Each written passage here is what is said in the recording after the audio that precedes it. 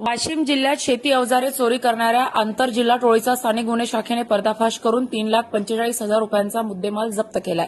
5 जून 2026 रोजी प्रल्हाद आत्माराम महाले राहणार कळंबा महाली यांनी वाशिम ग्रामीण पोलीस ठाण्यात तक्रार दिली की 2 जूनला रात्री त्यांच्या शेतातील 9 सोलर प्लेट्स चोरीला गेल्या।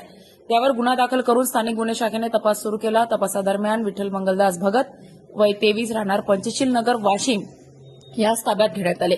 चौकशीत त्याने प्रकाश रवी जाधव 19 वर्ष व गजानन विश्वनाथ कावरखे वय 30 वर्ष यांच्या मदतीने गुन्हा केल्याची कबुली दिली। आरोपीकडून 2 सोलर प्लेट्स, हळद बेन, 100 कट्टे, 2 मोटरसायकल आणि 7.5 HP मोटार पंप असा एकूण 3,45,000 रुपयांचा मुद्देमाल हस्तगत करण्यात आला आहे। आरोपींनी 7 ते 8 गुन्ह्यांची कबुली दिली असून पुढील तपास सुरू आहे।